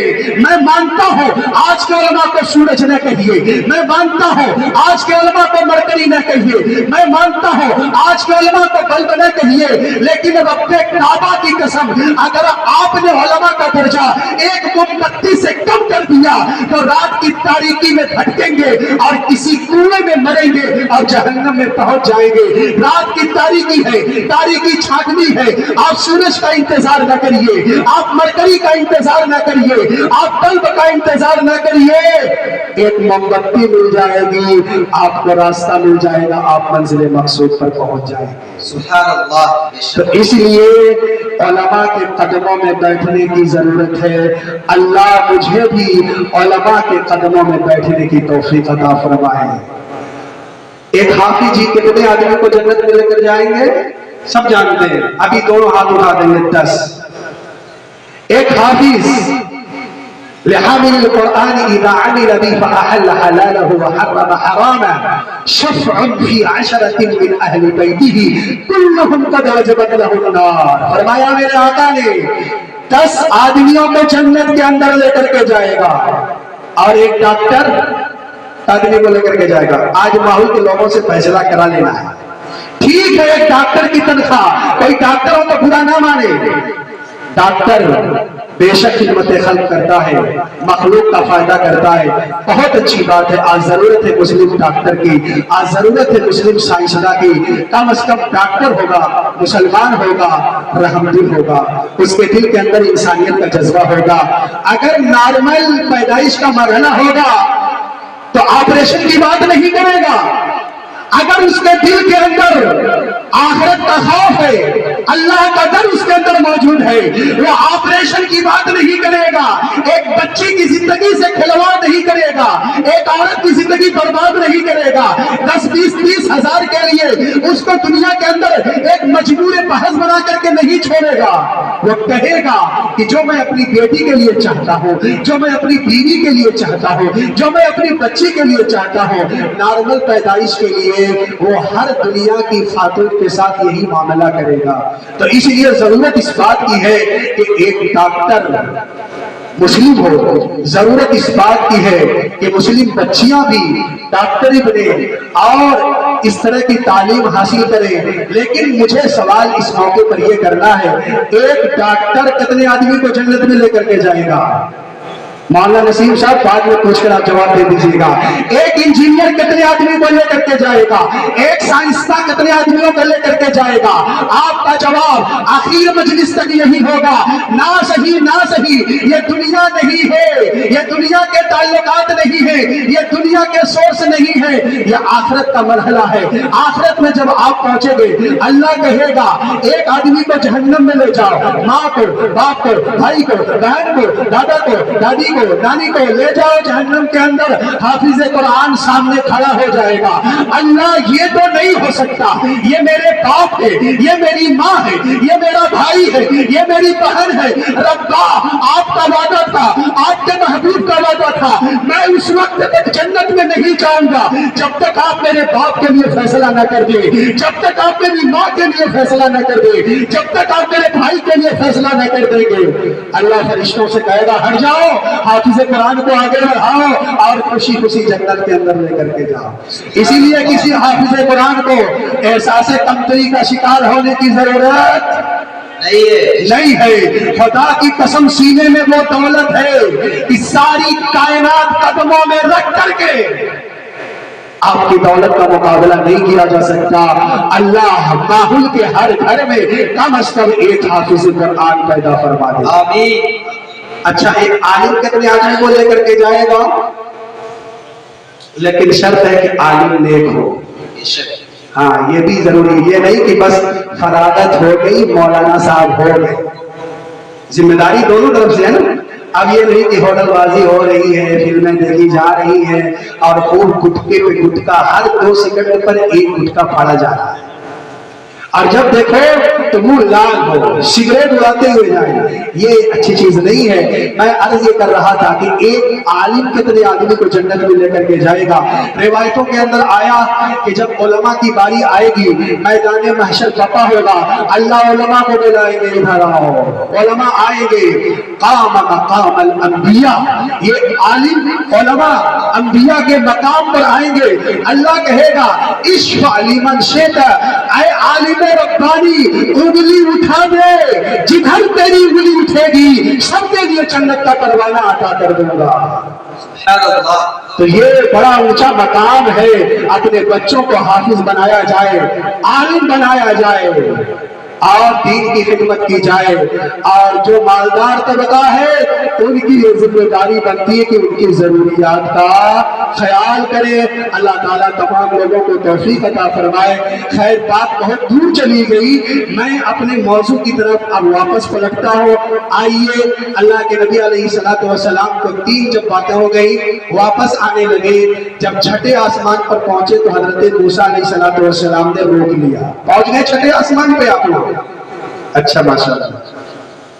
حضرت موسیٰ علیہ السلام کہنے لگے، ہاں بھائی تھوڑی دیر آپ لوگ رک جائیں. حضرت موسیٰ علیہ السلام آئے، کہنے لگے اللہ کے نبی علیہ السلام سب سے بڑے دربار سے آئے ہیں، ضرور آپ کو گفٹ ملا ہوگا. ہاں، چھوٹی چھوٹی مجلسوں میں گفٹ ملتا ہے، تو بڑی بڑی مجلسوں کے اندر. اور یہ شہنشاہ حقیقی مالک السماوات والارض، مالک العرش ہے کے پاس سے آئے ہیں، ضرور آپ کو کوئی تحفہ ملے ہوگا. یا رسول اللہ کتنے کا چیک ملا ہے آپ کو؟ آج تو سوال سب سے پہلے یہی ہوتا ہے. ہاں 5 کروڑ کا ٹکٹ مل گیا ہے، چیک مل گیا ہے. اب پوری دنیا میں ویڈیو وائرل ہو رہی ہے کہ صاحب فلاں کے اندر مسابقے میں ہمیں اتنا انعام مل گیا ہے. یا رسول اللہ آپ کو کتنے کروڑ کا چیک ملا تھا اللہ کے دربار سے؟ 10 کروڑ نہ، 50 کروڑ نہ، دنیا کی جتنی گنتی ہے سب ایک ساتھ آپ لے لیجیے، مجھے نہیں آتی ہے. اللہ کے نبی کا جواب ہے نہ موسیٰ، کتنوں کروڑ ہوں گے ختم ہو جائیں گے، اسی دنیا ہی میں تو رہیں گے، چاہے جتنے کروڑ ہو. آپ ایک نماز کی اہمیت آپ سمجھیے گا. دنیا کے ساری زمین کو آسمان تک سونے اور چاندی سے بھر دیا جائے، اگر اللہ چاہتا تو اپنے محبوب کے قدمے میں رکھ دیتا اور صبح شام جنت سے تیار کھانا آ جاتا. آج کل لوگ کہتے ہیں کہ بڑا شاندار شامی کباب کھایا ہے، حیدرآبادی بریانی کھائی ہے، اور یہ متنجن اور یہ قورمہ کھایا ہے. کتنی دیر کے لیے کھایا ہے وہ تو آپ جانتے ہیں. اللہ کے نبی علیہ الصلوۃ والسلام آ رہے ہیں، تحفہ کیا مل رہا ہے؟ مولانا حافظ عبید اللہ ماحولی نے مجھے کہا تھا مولانا ضرور آپ نماز کے عنوان پر ضرور بولیے گا. اللہ جزائے خیر عطا فرمائے اس نوجوان کو، اس کو صحت و تندرستی عطا فرمائے. بڑے درد سے کہا ہے، اللہ تعالیٰ اس کی ضروریات کا تکفل فرمائے، اپنے نیک بندوں میں شامل فرمائے. اس لیے میں نے عنوان یہ اٹھایا ہے. آپ توجہ فرمائیے گا. اللہ کے نبی علیہ الصلوۃ والسلام نے کہا موسیٰ 100 کروڑ کا چیک نہیں ملا، آسمان اور زمین کے اندر مجھے باغات نہیں دیے گئے، مجھے پیسہ نہیں دیا گیا، مجھے چیک نہیں دیا گیا، مجھے بلڈنگ نہیں دی، مجھے چمچماتی کار نہیں دی گئی. یا رسول اللہ آپ کو کیا ملا؟ تو میرے آقا نے فرمایا امیرت ب50 صلاۃ کل یوم، روزانہ 50 وقت کی نماز تحفے میں عطا کی گئی. حضرت موسیٰ علیہ السلام سر پکڑ کے بیٹھ گئے، کہنے لگے یا رسول اللہ ان امتک لا تستطیع 50 صلاۃ کل یوم، آپ کی امت 50 وقت کی نماز نہیں پڑھ سکتی. ارجع الی ربک فاسألہ التخفیف لامتک، اللہ کے پاس جائیے اور کچھ ڈسکاؤنٹ کرا لیجیے. بہت زیادہ ہے، 50 وقت کی نماز ماحول کے لوگ پڑھ لیں گے؟ بہت زیادہ ہے. آپ فرض کریں 24 گھنٹے میں 50 نماز پڑھنی مولانا نسیم صاحب، 24 घंटे में हर आधे घंटे पर अगर आपको एक नमाज पढ़नी पड़े तो ये बताइए 24 गुना 48 नमाज हर आधे घंटे पर होगी तो नमाज बच जाएगी, कब्र में जाके पढ़ेंगे। अच्छा, आधी घंटे के अंदर आपको अजान भी देनी है, मौलाना उबैदुल्लाह साहब को नमाज भी पढ़ानी है, आपको वज़ू भी करना है, इस्तिंजा पेशाब भी करना है, सुन्नतें भी पढ़नी है, नमाज भी जमात के साथ अदा करेंगे, आधी घंटा खर्च हो जाएगा। आप एक नमाज पढ़कर मस्जिद के दरवाजे पर अभी आप कदम रखेंगे, मस्जिद फिर कह देगा अल्लाहु अकबर अल्लाहु अकबर, तब आपका क्या जवाब होगा? आप एक नमाज पढ़ेंगे, दरवाजे पर आएंगे दूसरी अजान होगी, फिर तीसरी नमाज पढ़ेंगे, दरवाजे पर आएंगे चौथी अजान होगी, आप चौथी नमाज पढ़ेंगे, तो आप कब आराम करेंगे, कब आप दुकान पे जाएंगे, कब आप सोएंगे, कब आप माँ बाप की ज़ियारत करके हज का सवाब हासिल करेंगे, कब आपका ये जलसा होगा, ये सारी चीजें पेंटिंग में रह जाएंगी।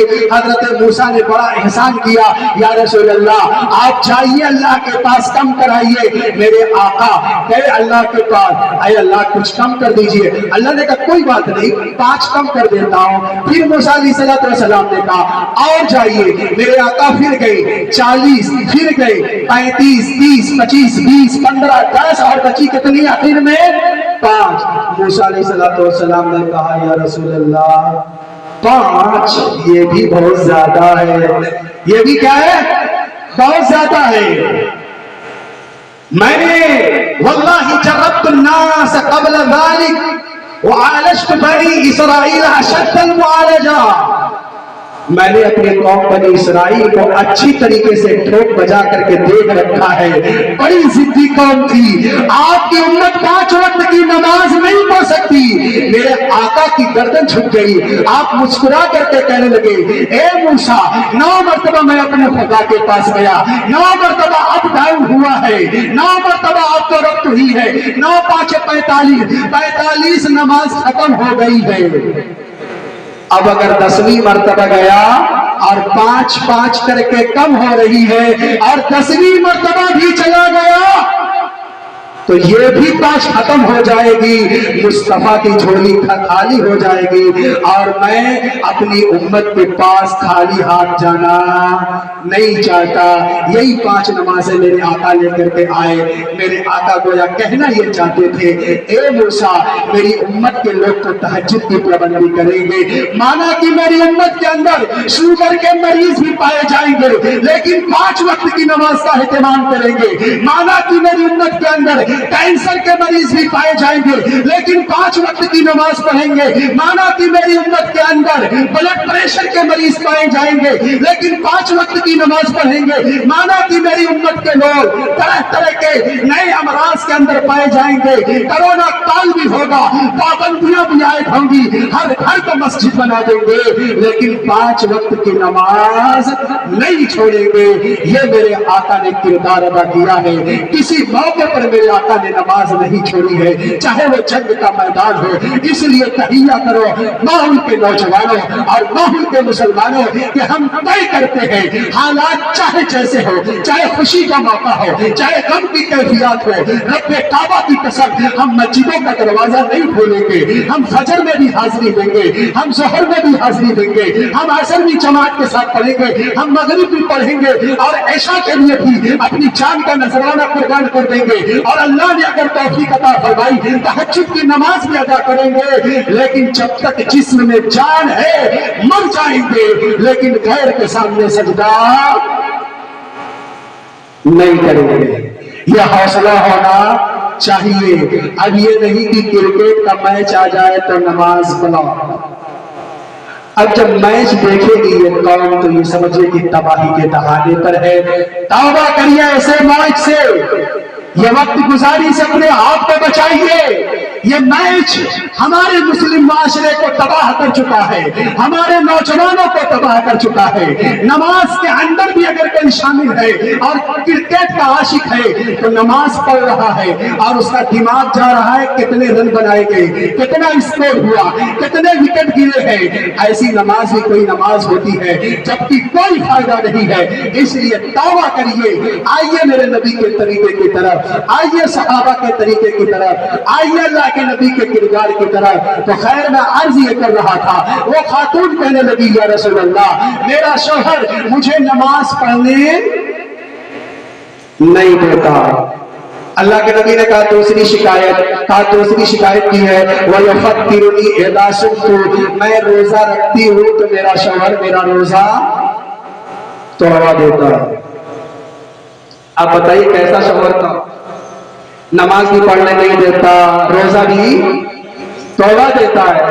اور پھر اس کے بعد تیسرے نمبر پر کہا عورتوں کو اگر شکایت کا موقع دے دیا جائے تو شکایتوں کی گٹھری ہوتی ہے عورتوں کے پاس. بس بات سمیٹ دو, عورتوں کے پاس شکایتوں کی گٹھری ہوتی ہے. اور یہاں اللہ کے نبی نے کہا جو شکایت کرنا کر لے. تیسری شکایت کیا یا رسول اللہ وَإِذَا نَامَ لَا يُصَلِّ حَتَّى تَطْلُعَ الشَّمْسُ, میرا شوہر جب فجر کی نماز عشاء کی نماز پڑھ کے بستر پہ آتا ہے تو 8 بجے اٹھتا ہے, فجر کی نماز غائب کر دیتا ہے. خود تو نماز پڑھنے نہیں دیتا, روزہ توڑوا دیتا ہے, اور کیا کرتا ہے خود فجر کی نماز نہیں پڑھتا. اللہ کے نبی علیہ السلام نے کہا ارے بھائی کون ہے, اس کے شوہر کا کیا نام ہے بتاؤ.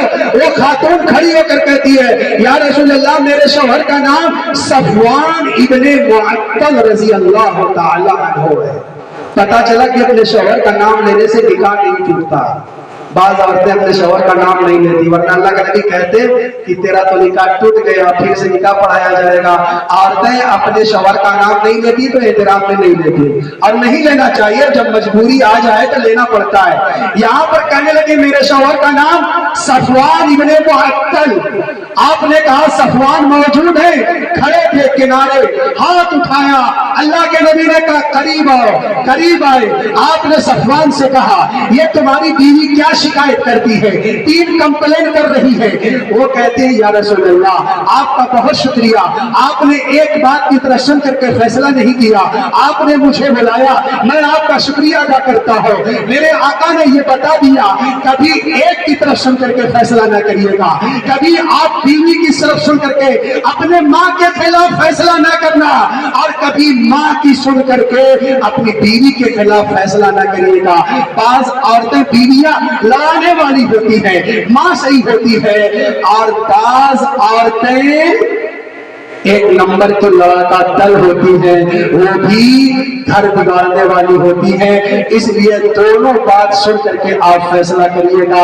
ایک پکش کی بات سنیں گے آپ تباہی کے شکار ہو جائیں گے, آپ کا فیصلہ غلط ہوگا. اللہ کے نبی نے بلایا اور کہا جواب دو. اب مختصر 2 سے 3 منٹ میں آپ جواب سن لیجئے, اور میری گفتگو کا وقت بہت پہلے ختم ہو گیا, معذرت کے ساتھ میں اپنی بات آگے بڑھا رہا ہوں. اللہ کے نبی نے کہا صفوان جواب دو. صفوان نے کہا یا رسول اللہ اب آپ جواب بھی سنیے. پہلی بات تو یہ ہے کہ میں ایک کاشتکار آدمی ہوں, میں ایک کسان آدمی ہوں, میں دن بھر مزدوری کرتا ہوں اور تھک ہار کر کے شام میں آتا ہوں, یا رسول اللہ پسینے میں شرابور ہو جاتا ہوں, میرا ایک ایک حصہ اور ایک ایک انگ درد کرتا ہے. یا رسول اللہ گھر پہ آتا ہوں تو میری بیوی کو یہ چاہیے کہ کم سے کم اسپرائٹ لا کر کے رکھ دے, 1 گلاس تھمس اپ لا کر کے رکھ دے, تھوڑا سا ٹھنڈا مشروب رکھ دے. یا رسول اللہ گھر میں آتا ہوں تو سیدھے مصلی پر چلی جاتی ہے اور نیت باندھ لیتی ہے, اور ایک رکعت میں ایک سورہ نہیں پڑھتی, ڈبل سورہ پڑھتی ہے اور سلام پھیرتی ہے. میں کھڑا ہو کے انتظار کرتا ہوں, سلام پھیرا, پھر اللہ اکبر, پھر اس کے بعد 2 رکعت مکمل ہوئی, سلام پھیرا, پھر اس کے بعد اللہ اکبر. یا رسول اللہ میں کھڑے ہو کر کے اب اس کی رکعتیں گنتا ہوں, اس کی نمازوں کی تعداد دیکھتا ہوں, ادھر تکبیر تحریمہ, ادھر اللہ اکبر, ادھر تکبیر تحریمہ اور ادھر سلام پھیرا جا رہا. یا رسول اللہ غصہ ہوتا ہے اور مصلی پہ تھپڑ لگاتا ہوں. یا رسول اللہ یہ میں فرض نماز پہ نہیں مارتا, نفل نماز پہ مارتا ہوں. آپ نے کہا ٹھیک,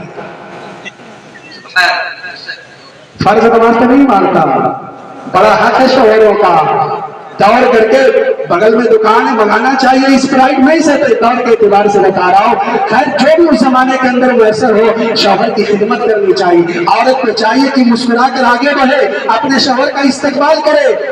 ایک مرتبہ اگر ایک بیوی ہوگی مسکرا کے بات کرے گی تو شوہر کا سارا غم ختم ہو جائے گا۔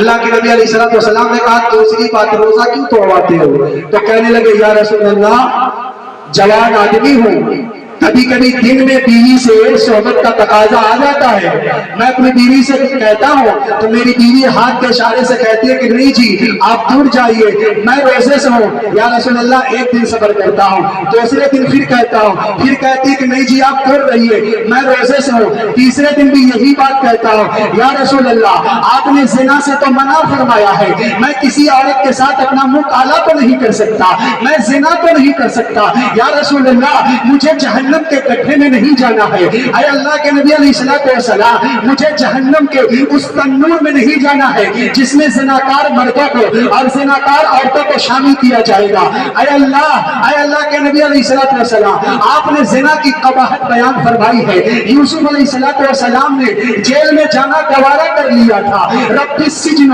احب الی مما یدعوننی الیہ کہا تھا حضرت یوسف علیہ السلام نے کہ اے اللہ مجھے جیل جانا گوارا ہے لیکن زلیخا کے ساتھ اپنا چہرہ میں کالا نہیں کر سکتا، اس دھرتی پر جو نیک لوگ ہوں گے جو شریف ہوں گے وہ کبھی زنا نہیں کریں گے، وہ کسی غیر کے ساتھ اپنی زندگی خراب نہیں کریں گے، اس دھرتی پر اپنے ایمان کو سودا نہیں کریں گے، یا رسول اللہ میری بیوی میرے لیے حلال ہے، میں اپنی بیوی سے یہ بات کرتا ہوں، دن کے لمحات میں میری بیوی ہاتھ سے روک دیتی ہے، اے اللہ کے نبی علیہ السلام ایک دن صبر کرتا ہوں، دوسرے دن صبر کرتا ہو اور تیسرے دن مجبور ہو کر کے مارتا ہو اور زبردستی اس کے منہ میں روٹی ٹھوس دیتا ہے اور پھر اس کے بعد میں حلال طریقہ استعمال کرتا ہوں، آپ بتائیے میں نے ٹھیک کیا یا نہیں کیا؟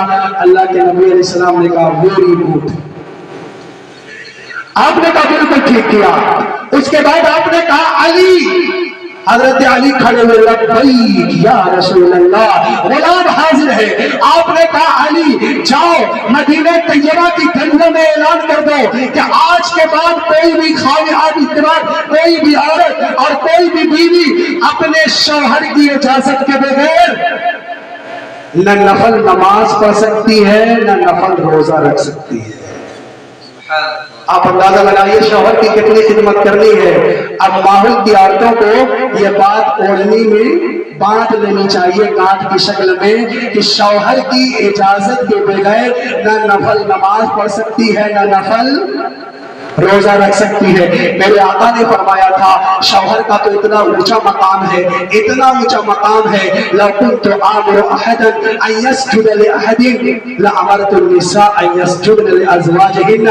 اگر اس کائنات میں اللہ کے علاوہ کسی کو سجدہ کرنے کی اجازت ہوتی تو اللہ کے نبی فرماتے ہیں میری انگلی سے چاٹ کے تو ٹکڑے ہوئے، میں اپنے لیے سجدے کا حکم نہ دیتا۔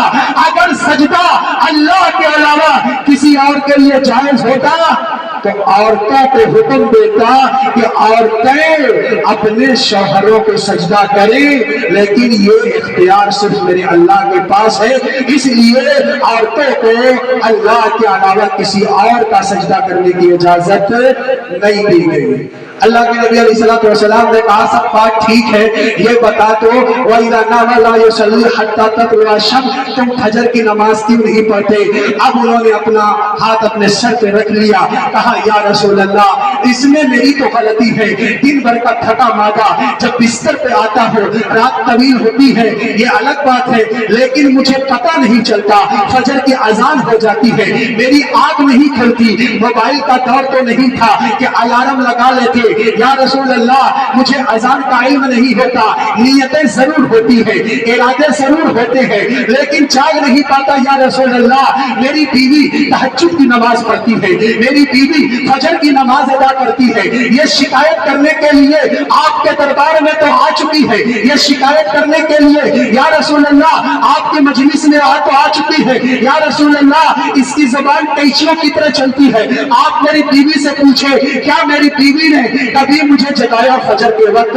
اگر میری بیوی جگا دیتی تو میں فجر کی نماز ضرور ادا کرتا، لیکن میری بیوی نے کبھی بھی مجھے جگایا نہیں ہے۔ اب اللہ کے نبی علیہ السلام نے دیکھا تو اس خاتون کا چہرہ لگتا ہوا تھا، اس خاتون کا چہرہ گرا ہوا تھا۔ آپ علیہ السلام نے فرمایا اللہ اس عورت پہ رحم فرمائے، اس عورت پہ رحم فرمائے جو عورت رات کے وقت میں اٹھے اور تہجد کی نماز ادا کرے اور پھر اس کے بعد اپنے شوہر کو بیدار کرے۔ اور میرے آقا نے فرمایا اللہ اس خاوند پر رحم فرمائے جو پہ تہجد اٹھے، تہجد کی نماز پڑھے اور پھر اس کے بعد اپنی بیوی کو جگائے۔ اس لیے ماحول کی عورتوں کو میں یہ کہتا ہوں کہ اگر ان کے خاوند سو جائیں اور شوہر کا مزاج اچھا ہو تو پانی کے چھینٹے مار کر کے جگا سکتی ہے، لیکن پہلے مزاج کا جاننا بہت ضروری ہے۔ اور اگر شوہر گرم مزاج کا ہے اور مرد کا اگر پارا بہت جلدی ہائی ہو جاتا ہے، بلڈ پریشر کا مریض ہے، تو پانی کا چھینٹا نہ ماریے گا خدا کے واسطے، ورنہ طلاق کی نوبت آ جائے گی۔ علماء نے لکھا ہے پہلے مزاج کو جانا جائے، پہلے مزاج کو پرکھا جائے اور پھر اس کے بعد پانی کا چھینٹا مارا جائے یا پاؤں دبا کر کے کہہ دیا جائے الصلاۃ خیر من النوم، نماز نیند سے بہتر ہے۔ تو میرے مصطفیٰ نے اس طریقے سے مسئلے کو حل فرما دیا۔ تو ضرورت اس بات کی ہے کہ سیرت رسول کے آئینے میں اپنے تمام معاملات کو حل کیا جائے۔ اللہ مجھے بھی عمل کی توفیق عطا فرمائے، آپ میں بھی۔ وآخر دعوانا ان الحمد للہ رب العالمین۔